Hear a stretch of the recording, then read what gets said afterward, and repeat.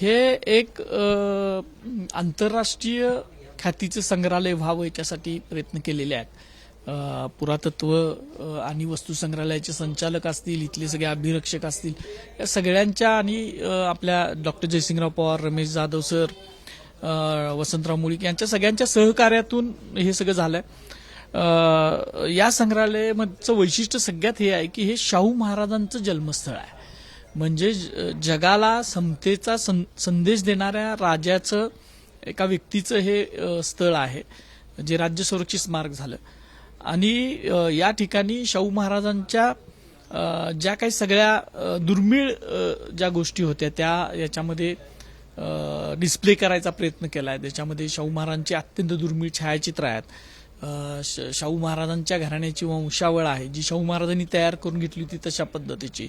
ह्या संग्रहालयामध्ये शाहू महाराज कुस्ती करायचे म्हणून ते आखाडा, लाल मातीचा आखाडा सुद्धा या इमारतीतच तो आहे, ती आहे. त्याच्यानंतर शाहू महाराजांच्या काळात शाहू महाराजांना हत्तींची खूप आवड होती आणि जवळजवळ 65च्या दरम्यान शाहू महाराजांच्याकडे हत्ती होती. त्या हत्तींची दुर्मिळ छायाचित्र शाहू महाराजांच्या काळातली. त्याचबरोबर हत्तीनं ओढायची गाडी जी जगात फक्त तुम्हाला या शाहू जन्मस्थळावरच बघायला मिळेल अशी ती गाडी आहे. किंवा शाहू महाराज वापरत असलेली घोड्यांचा खडकडा, तो सुद्धा, त्याची सुद्धा प्रतिकृती या ठिकाणी केल्या. आणि हे सगळं सांगत असताना शाहू महाराजांनी शिवाजी महाराजांचं एक दालन आहे, शाहू महाराजांनी कलाकार, शाहू महाराजांनी कुस्ती, शाहू महाराजांनी डॉक्टर बाबासाहेब आंबेडकर, अशी सगळी दालनं आहेत. आणि त्याचबरोबर शाहू महाराजांचे जे एक अलक्षित पैलू होते की जे आज खूप लोकांपर्यंत गेलेले नाहीत, म्हणजे त्याच्यातला शाहू महाराजांनी पर्यावरण हा एक विषय याच्यामध्ये आहे की ज्याच्यामध्ये शाहू महाराजांनी हत्तींसाठी सह्याद्रीच्या रांगांचा उपयोग करून आणि सह्याद्रीच्या भूगोलाचा उपयोग करून एक अभयारण्य तयार केलेलं होतं, जे पडसाळी कुलिक भागात आहे, गगनबावड्याच्या बाजूला. खूप मोठं अभयारण्य आहे ते. मला वाटतं ते जवळजवळ त्याचा खंदकच 36च्या आसपास किलोमीटर तेवढं भरतंय असं ते अभयारण्य आहे. फुल्ली प्रोटेक्टेड अभयारण्य, एक किल्लाच असावा असं.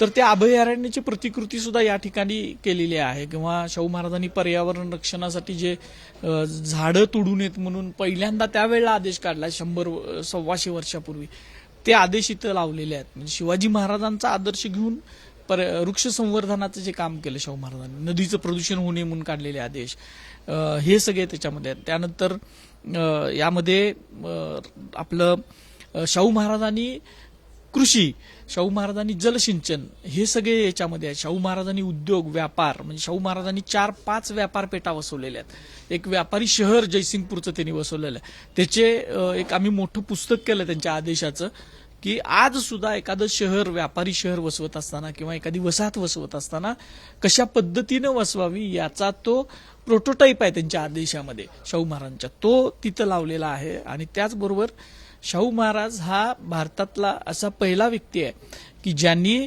मधुमक्षिका पालन मधासाठी म्हणून सुरुवात केली आणि त्या संदर्भातलं एक मोठं पोळं तयार केलेलं आहे की जे ॲपिस मेलिपेरा नावाची इटालियन बी जी म्हणून फेमस आहे जगभर.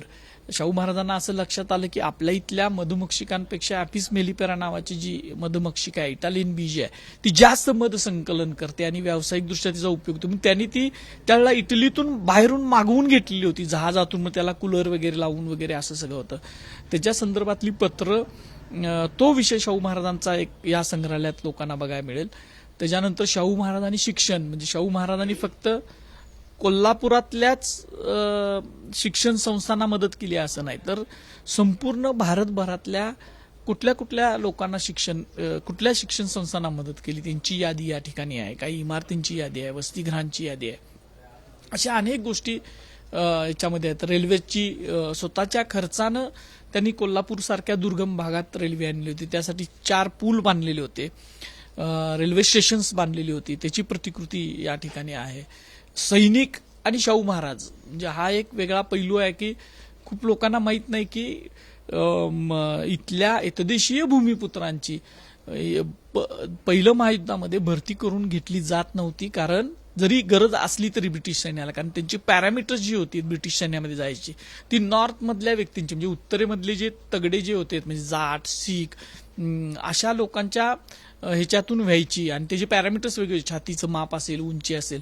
तर शाहू महाराजांनी जवळजवळ तब्बल 1-2 वर्ष प्रयत्न करून अनेक पिटिशन देऊन इथल्या लोकांची लष्कर भरती सुरू केली. खरं तर मराठ्यांच्या म्हणजे सगळ्याच मराठा म्हणजे सगळे जाती धर्मातले लोक महाराष्ट्रातले त्यांच्या लष्करी पुनर्जीवनाचं काम शाहू महाराजांनी केलंय ते ह्याच्यामध्ये दाखवलंय.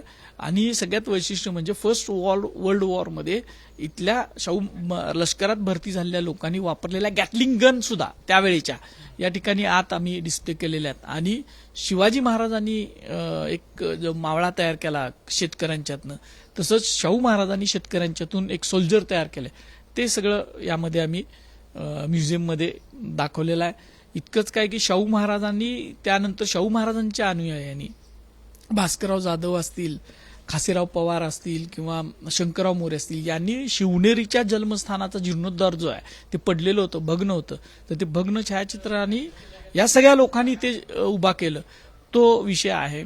वर्तमानपत्रांच्या स्वातंत्र्याबद्दलचा विषय आहे, वर्तमानपत्रांना मदत केलेला विषय आहे. शाहू महाराजांनी विमानाची सफर केली होती. अशा अनेक गोष्टी ह्याच्यामध्ये आहेत या सगळ्या ह्याच्यामध्ये. आणि सगळ्यात महत्वाचं शाहू महाराजांचा होलोग्राफिक शो या ठिकाणी आहे की जे शाहू महाराज स्वतःच येतात आणि तो एक समतेचा संदेश देणारे शाहू महाराजांचंच भाषण त्या होलोग्राफिक शो मधनं दिसतंय. आणि ते एक थिएटर सुद्धा या ठिकाणी केलं, एक वेगळं इंटरॅक्टिव्ह, म्हणजे पूर्ण जवळजवळ एक अर्धा दिवस मुलांना आणि सगळ्यांना इथं घालवल्यानंतर एक सहज सोप्या पद्धतीनं शाहू चरित्र समजावं अशा पद्धतीचं एक संग्रहालय या ठिकाणी तयार झालं. एबीपी माझा, उघडा डोळे बघा नीट.